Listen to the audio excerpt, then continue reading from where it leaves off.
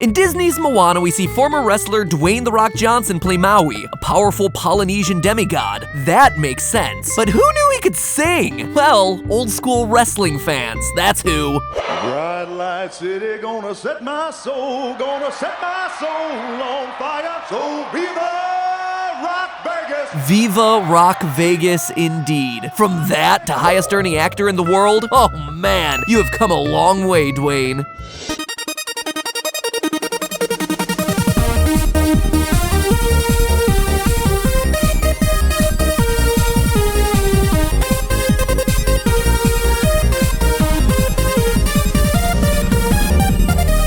Internet, welcome to Film Theory, where Mr. Rock, Dwayne. Can I call you Dwayne? If you're watching, Dwayne, no need to thank me for dredging up all those old embarrassing clips. What else can I say except for, you're welcome. Segue to Moana, the new Disney classic that needs no introduction. There's a lot to love with Moana, from the gorgeous visuals to songs written by the guy who made musicals cool again, Lin-Manuel Miranda, to a chicken obviously named after the guy reminding us that this is library. Hey!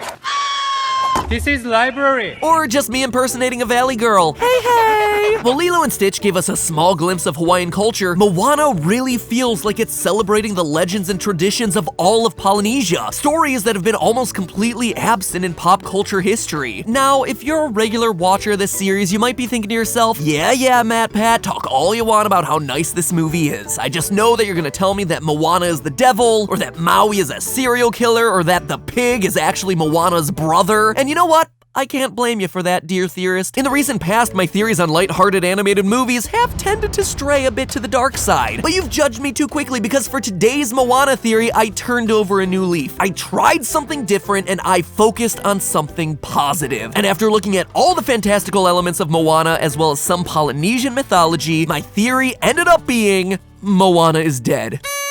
Oh, I'm like the living embodiment of Dark Kermit. But seriously, there are some weird happenings going on in Moana's little boating adventure that need an explanation. The first and biggest red flag that set off my theorist sense was that she's able to follow Maui into Lalotai, the realm of monsters. I mean, at the very least, this extended fall into the water should kill her. The surface tension of water makes landing on it from a very high place like landing on concrete. And the movie even makes multiple jokes about how long the fall is and the fact that she should be dead after it. Well, she's dead. Sure, all this is fine for Maui because he's a demigod, but it just seemed like something that a human shouldn't be able to do. So I looked it up and learned that in early drafts of the movie, Lalotai was described as a place for ancestral spirits, i.e. the dead. And that the directors of the movie, John Musker and Ron Clements, still refer to it as the underworld in the special features of the film. First entered the underworld. So my fears about the scene weren't getting any better, but I swear to you, internet, I was determined to stay positive. Maybe in Polynesian myth, humans can go to the underworld. So I dug even deeper and learned that the Polynesian underworld is usually called Pulotu rather than Lalotai. And according to William Mariner, an English writer who lived in Tonga in the early 19th century, Pulotu was said to be both invisible and inaccessible to mortals. We even get a hint of that in the movie when Tamatoa, the giant coconut crab, expresses confusion about Moana's presence in Lalotai, asking her, "What are you doing down here in the realm of the month?" Just pick an eye, babe. So that was red flag number one. Add to it the fact that Moana frequently sees the spirit of her dead grandmother Tala, and you've got yourself no ordinary day for a mere mortal. There's even a scene in the movie that could definitely have killed her. The first time Moana tries to sail beyond the reef, her boat gets overturned by a large wave. She's then tossed into the water, the canoe bonks her on the head, and her foot gets stuck under a piece of coral. I mean, I'm no doctor, but getting smacked in the head by a large piece of wood, then getting trapped underwater for an extended period of time seems pretty bad for your health. And from that point forward, Moana seems like she's impervious to harm. Look, I'm not even having to dig into genetics or weird scientific connections. This one is outright handed to me. Kind of. You see, on the surface, the idea of Moana being dead is interesting and would make for a great clickbait thumbnail. But if we look again, the evidence doesn't hold up. For instance, if that reef crash is indeed the moment where she passes on, then the people in her village are interacting with a ghost for an awfully long amount of time like it's no big deal. And interacting is one thing, but making a teenage ghost girl your next chief, that is where I draw the line. Also, it's worth noting that the whole thing about her talking to her grandmother's spirit is rooted in Polynesian legend. According to to anthropologist Zachary Graves, in traditional Polynesian culture, ghosts are often thought to interact with the living, whether for good or for evil. And if they're both dead, why is Grandma a glowing white spirit thingy and Moana is just Moana? The theory just falls apart. And yet, there's something fishy still going on because, let's face it, none of this explains my initial concern. Why Moana can go to Lalotai, survive that fall into the underworld, land of ancestors, realm of monsters. Moana may not be dead, but she is something. So I kept digging, determined to figure out what exactly was going on, and I found out that my original theory of her being dead couldn't have been more wrong. In fact, when I stepped back to look at all the evidence, she's the exact opposite of being dead. Moana is a god. Well, demigod, actually. She's just like Maui. Let me explain. First, Moana's relationship with the water is a bit weird, right? After decades of the heart of Te Fiti being missing, the ocean just chooses Moana? What?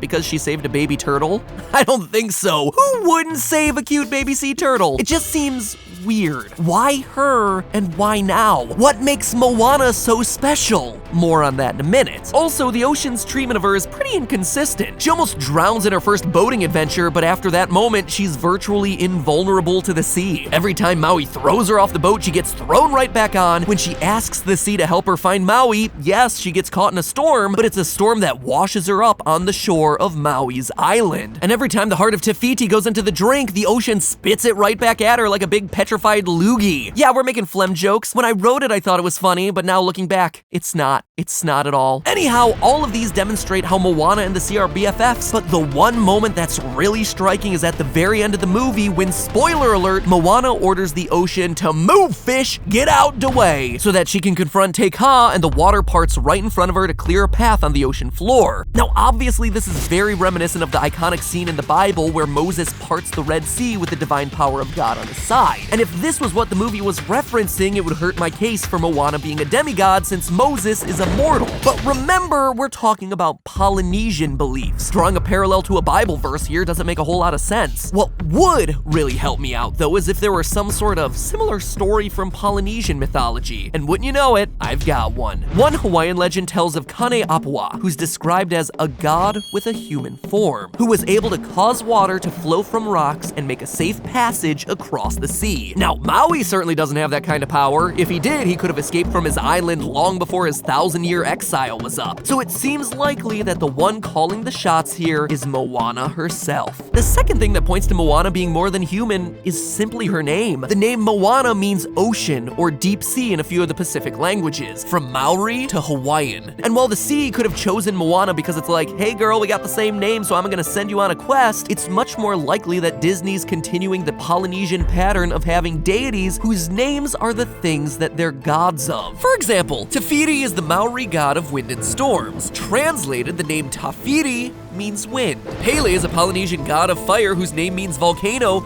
and Rangi is a god of the sky whose name means, say it with me now, Skittles. Sorry, I was just making sure you're paying attention. Of course, it means sky. Now, maybe the writers of Moana simply aren't very creative and arbitrarily chose a name that means water, but does that sound like Disney? Or is it more likely that the creators of this movie, who literally formed a full oceanic trust of advisors to make sure they honored the culture their movie was portraying, chose the kind of name that would be given to a demigod of the sea? Still, all this leaves us with one problem. Demigods don't just come out of nowhere. Either they're born to divine parents or else they're somehow created, like Maui when his parents tossed him into the sea and he presumably died, so maybe that means Moana died. No! Stop it! Turned away from that road and I am not looking back. Part 3 of the evidence that Moana isn't mortal, and prepare to have your mind blown, is about her lineage. Now, both of Moana's parents, Tui and Sina, appear to be mortals, but that's not quite the end of the story. For starters, grandmother Tala, with whom Moana has a particularly close relationship, might not be mortal herself. Tala is the name of the goddess of the stars in Tagalog myth, and oh, would you look at that, she just so happens to use the stars to demonstrate to Moana how she can find Maui. Now, obviously that's incidental, but get ready, because here's the doozy. Moana's mother's name is Sina. John Cena! Completely unrelated. Sina happens to be the name of a famous maiden from Polynesian mythology. This maiden was loved by an eel, but Sina the maiden was like, ew, gross, eel love, and reported the problem to her husband, who then killed the eel and buried its carcass. From that dead eel sprang the coconut tree, and thus coconuts came into the world. Does that sound like a familiar story? It should, because it's a story that Maui sings about in the song You're Welcome. I killed an eel, I buried its guts, sprouted a tree, now you got coconuts. Oh yeah, did I mention that Sina's husband in that legend is named Maui? And not just some dude named Maui, but the trickster demigod. Tui, you are not the father!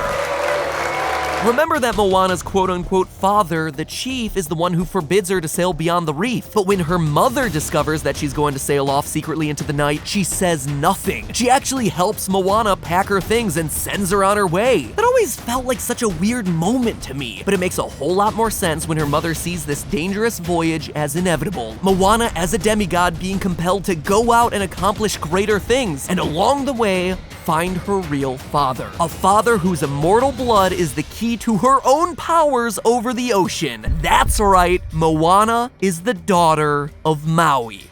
Now, I admit nowhere was I able to find that Moana is the name of the child of Maui and Sina, so getting 100% confirmed status on this is impossible unless one of the creators of the movie steps forward and says yay. But I was able to find one last mind blow for you that rockets this thing into the stratosphere. One of the children Sina and Maui did have was named Kamapua'a, and this wasn't just any ordinary kid. According to the lore, it actually looked like a pig. Huh. Ever wonder why the people of Motunui didn't eat Moana's pet pig if they had no fish and failing crops? Well, that pig's name is Pua, which sounds an awful lot like it's short for Kamapua'a. That's right, the pig in Moana is indeed Moana's brother. Talk about your weird family tree. So there you have it, no serial killers, no devils, but a pig that's related to our latest Disney princess and a hidden godlike lineage that Moana will never know about. But hey, that's just a theory. A film theory. And cut. Ring the subscription bell, my friends. Not only do I cover Disney theories like literally all the time, but also I think I deserve it after this one. Polynesian mythology isn't the easiest thing to research, but we managed to do it and come up with a really cool theory that honestly I think is 100% true. So ring that bell. And hey, if you're in the mood for another Disney theory, click right here. And last but not least, that box on the right side of the screen is supposed to be best for your viewing experience. Let me know what shows up there. I'm trying to figure out what YouTube is actually serving up to you guys. Trying to figure out what these weird mechanisms that YouTube is rolling out, what they do and how they work. So tell me what's in that box, and hey, if you like it, click on it. Go watch that episode. I hope it's a good one. I hope they're right, that it is the best one for you. Now anyway, if you'll excuse me, I gotta go, and I'm actually going to travel for a couple weeks, but there's still new theories coming up on stuff that is a little bit more mature. We're getting some more mature stuff in the next couple weeks, so